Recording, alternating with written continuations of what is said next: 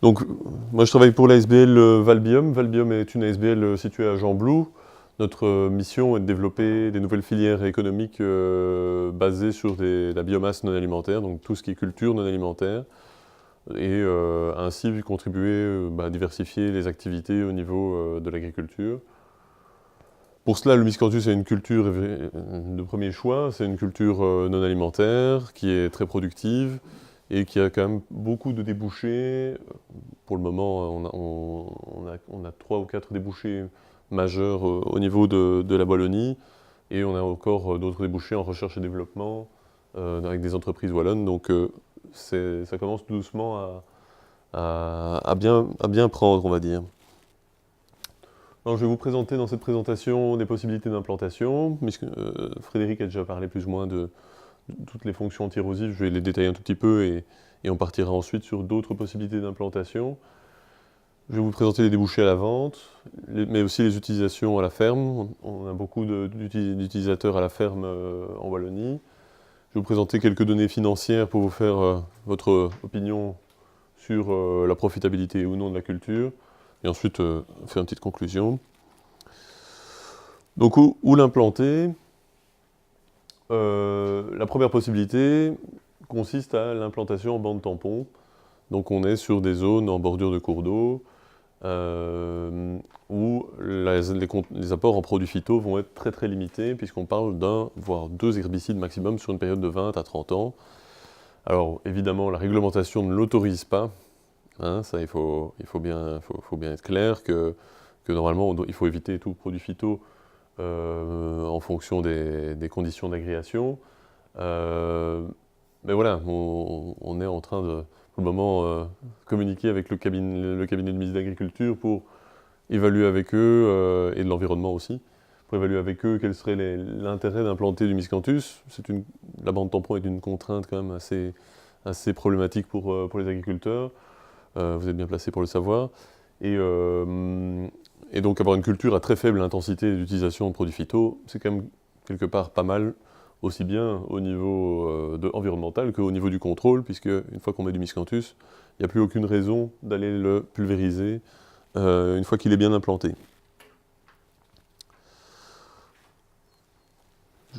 Donc la lutte contre les coulées boueuses est un autre axe de développement actuel. Donc le miscanthus est une culture pérenne qui va s'implanter sur 20 à 25 ans. Ça va être la durée de vie de la barrière anti-érosive. On va avoir on va avoir une triple action, le ralentissement des coulées boueuses, la sédimentation, et aussi au niveau de la parcelle, l'infiltrabilité est améliorée en comparaison avec une bande enherbée. Donc on a ce triple effet qui va permettre de limiter quelque part les problèmes de coulées boueuses au niveau du territoire. Alors, effectivement, on n'a pas encore beaucoup de mesures pratiques sur le terrain de l'efficacité du miscanthus en coulée boueuse. On a une étude française qui a été menée sur le sujet, qui a conclu que le miscanthus était une fascine de la gamme moyenne à forte, donc c'est quand même pas mal. Et on préconise d'aller sur des bandes de miscanthus de 10 à 15 mètres au niveau des parcelles agricoles pour avoir la garantie d'avoir vraiment un effet total. C'est ce que Frédéric a fait à Hernage et ça a l'air de bien fonctionner pour le moment. Et ça va être le baptême du feu cette année. Donc l'avantage de la culture, c'est quand on installe une fascine, eh ben, il faut aller la curer régulièrement. Tous les 3 ans, il faut la renouveler. Et au niveau du coût, c'est bonbon. Donc ici, on parle d'une bande anti-érosive qui, même si elle est très large, va coûter 3 à 4 fois moins cher qu'une fascine traditionnelle. Donc pour les communes aussi, c'est quelque chose de très intéressant, puisqu'elles ont beaucoup de points noirs à traiter, et on ne peut pas tout financer à la fois. Donc mettre en place plus de protection pour moins d'argent, c'est quand même une belle opportunité. L'autre avantage étant que tout ce qui est fascine, bassin d'orage, ce sont des projets parfois relativement impactants au niveau de l'activité agricole. Ici, on a un projet d'hydraulique douce, mais qui va maintenir une production sur la parcelle, donc c'est relativement intéressant. Autre axe de développement et qui est pour le moment très recherché au niveau de la région wallonne, c'est tout ce qui est implantation en zone de captage. On a pas mal de puits de captage qui font face à des pollutions, aussi bien nitrates que certaines molécules pesticides à forte rémanence. Donc, qu'est-ce que la région souhaite mettre en place? La région va mettre en place des contrats de captage avec les agriculteurs sur certains captages problématiques.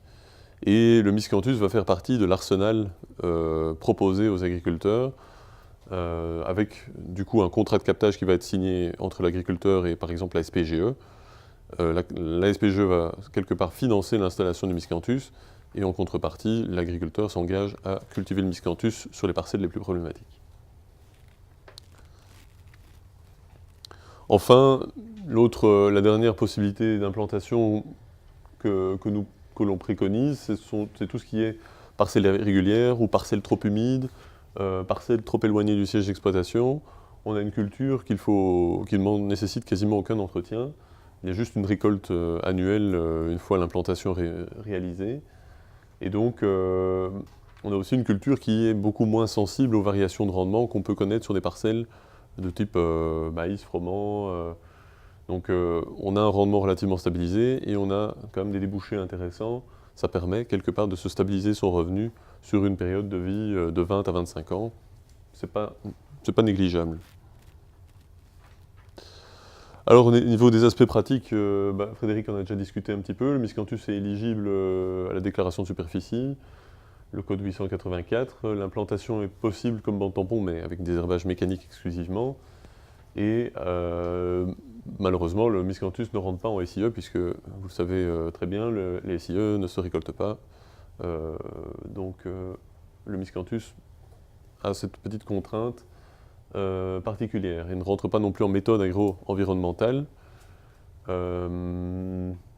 Donc voilà, ça au niveau environnemental, on a encore des petites évolutions qu'on souhaiterait avoir pour faire reconnaître la culture comme il se doit, une culture assez positive pour l'environnement et également pour la biodiversité. Je ne sais pas s'il y a des chasseurs parmi vous, mais le miscanthus, en tant que couverture hivernale, sert de refuge à gibier et à oiseaux.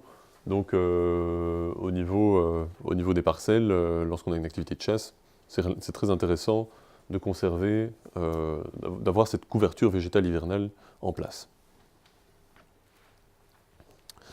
Alors au niveau des débouchés à la vente, qu'est-ce qui existe actuellement au niveau de la Wallonie? Alors le paillage horticole, c'est clairement un débouché qui marche très très bien actuellement en région wallonne. Vous savez sans doute, vous savez qu'on a un programme wallon de réduction des pesticides qui, en 2019, va voir l'interdiction totale des pesticides pour l'entretien des espaces publics. Du coup, les communes sont très très intéressées d'avoir des recours à des méthodes alternatives pour la lutte contre les mauvaises herbes au niveau des parterres, des plantations de haies, ici dans un nouveau quartier qui est construit à Pervé. Donc c'est un débouché quand même très intéressant. Les avantages de miscanthus par rapport aux autres techniques, aux autres paillages, c'est qu'il est clair, il est neutre, il est bio, il protège les plantations pour 2 ans, et de plus, il n'a pas d'impact négatif sur la vie du sol. Donc c'est très intéressant de l'utiliser.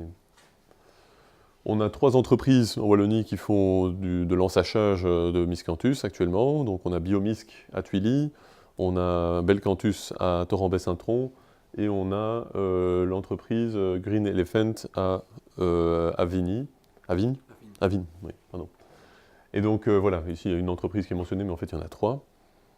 Donc il y a un marché quand même qui est présent pour le particulier, mais aussi pour les communes, pour les entreprises de parcs et jardins. Et le prix de vente est quand même relativement intéressant, puisqu'on parle d'un prix de vente de 200 à 250 € tonne. Donc c'est quand même quelque chose de non négligeable, puisqu'on a un rendement aussi de 15 tonnes en moyenne par hectare en Wallonie. Donc calculez vite fait, 15 fois 200, on est à 3000 € à l'hectare. Je ne sais pas s'il y a beaucoup de cultures qui font 3000 € à l'hectare actuellement. L'inconvénient évidemment est que c'est un marché à développer soi-même. Donc il faut prendre contact avec les communes, il faut leur proposer le paillage horticole. Donc voilà, ce n'est pas non plus un débouché qui arrive d'un claquement de doigts. Il faut le mettre en place. Et donc voilà, il y a un petit peu de travail de commercialisation à faire sur le côté.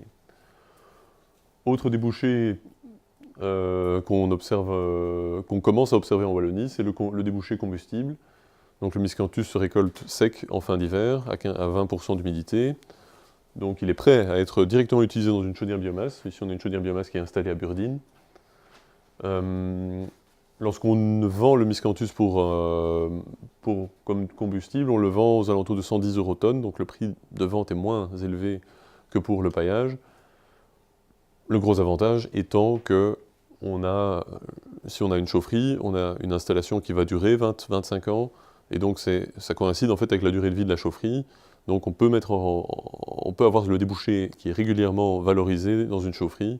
On ne doit pas se tracasser d'un circuit de vente particulier une fois qu'il est en place, quoi. Donc ça, c'est un gros avantage pour ce combustible. C'est moins rémunérateur, évidemment, mais c'est beaucoup plus garanti d'année en année. Donc ici, bon, on a un premier projet qui est en train de se construire sur Gembloux avec une chaufferie qui va être alimentée au miscanthus produit sur le territoire de la ville de Gembloux. Mais pour vous présenter un exemple concret, il y a cette chaufferie de Brumat qui est installée en Alsace, où il y a une quinzaine d'hectares de miscanthus qui ont été plantés sur la zone de captage prioritaire de Brumat. Et un circuit s'est donc créé entre les agriculteurs et la ville pour valoriser le combustible. Donc on est sur un réseau de chaleur avec des gros investissements. On peut faire des projets beaucoup plus réalistes et moins coûteux, et donc plus facile à mettre en œuvre au niveau du territoire wallon. La chaufferie de Gembloux, par exemple, ça va être une chaufferie pour un home, et avec un circuit très simple et peu d'investissement, un excellent retour sur investissement. Donc voilà un premier exemple de circuit de vente envisageable. Maintenant, je vais vous détailler aussi tout ce qui est utilisation à la ferme. Donc le miscanthus qui sort d'une parcelle agricole, lorsqu'on le dépose dans son espace de stockage, sous hangar, il revient à environ 10 centimes d'euros du litre, le mazout, en équivalence. Donc voilà, le rouge pour le moment, les prix TVA comprises, le prix maximum est vers 60 centimes. On peut en trouver à 50 centimes, mais ça montre quand même qu'au niveau des factures de chauffage pour une ferme, on a une réduction quand même relativement forte, puisque même avec les prix actuels, on a un facteur 5 au niveau du prix du combustible. Alors ce qui se passe, c'est qu'une chaudière biomasse, ça va coûter plus cher forcément qu'une chaudière mazout. Une chaudière mazout ou gaz, c'est facile à installer. Une chaudière biomasse, c'est pas que c'est plus difficile à installer, mais il y a plus d'équipement. Vous avez le corps de chauffe qui est au milieu, vous avez des poubelles de descendrage, vous avez des vis d'alimentation, il y a plus de mécanique. Donc ça va coûter plus cher à l'installation, mais au niveau des frais de combustible, c'est là qu'on va faire vraiment les véritables économies. Donc voilà, à partir d'une consommation de 5000 litres de mazout, on peut commencer déjà à étudier un projet pour une ferme. Il n'y a aucun problème à ce niveau-là. Donc, pas de souci. Et à ce niveau-là, bon, on a un beau petit projet, mais vous allez dire, est-ce que c'est une ferme?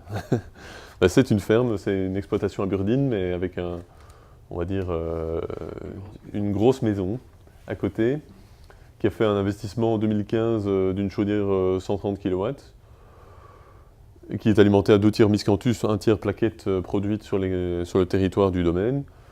Bon, l'investissement s'est monté à 75 000 €, c'est relativement important. Il faut savoir les sortir, c'est sûr.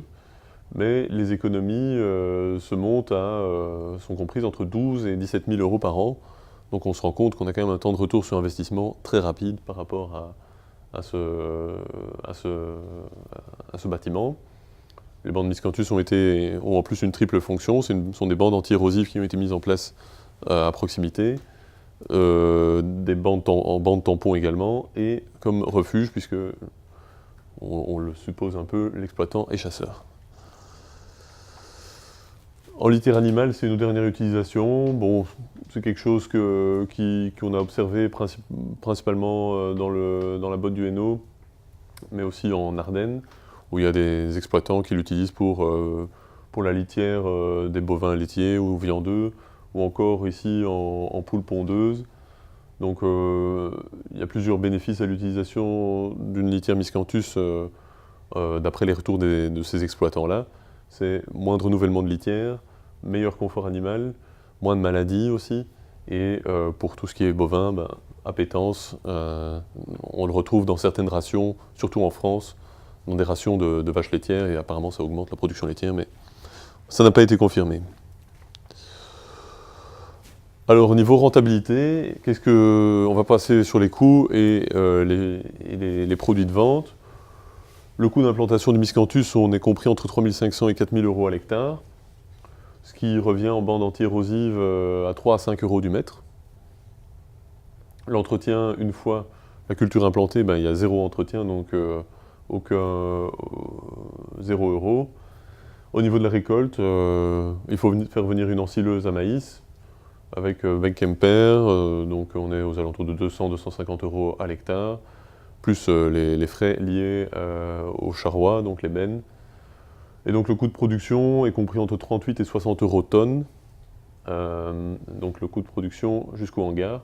Et sont non inclus dans ce calcul tout ce qui est lié au stockage et à la livraison.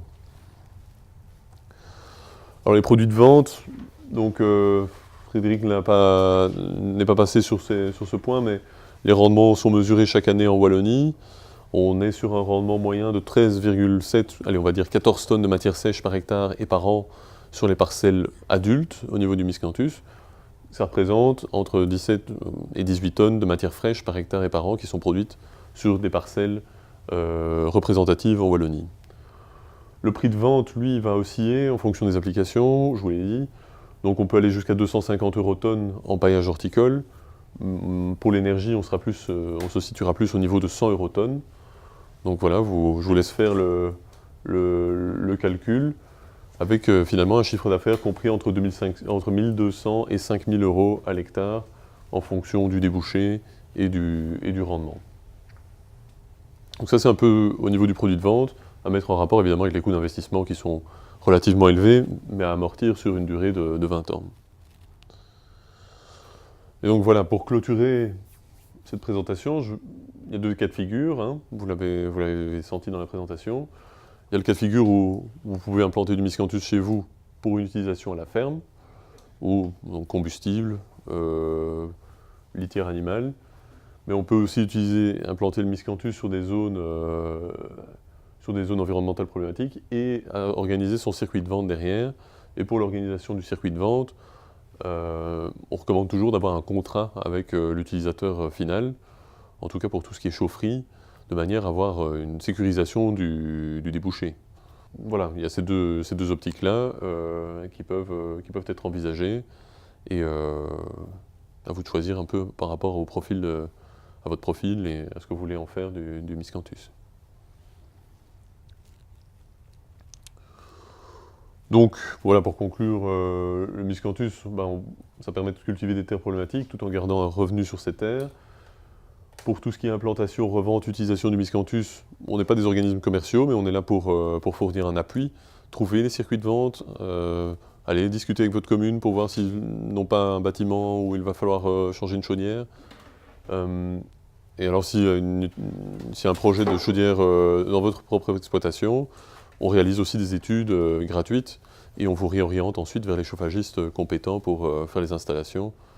Donc voilà, ça c'est un peu la palette de services qu'on propose et qui sont financés par le service public de Wallonie. Donc n'hésitez surtout pas à faire appel à nous.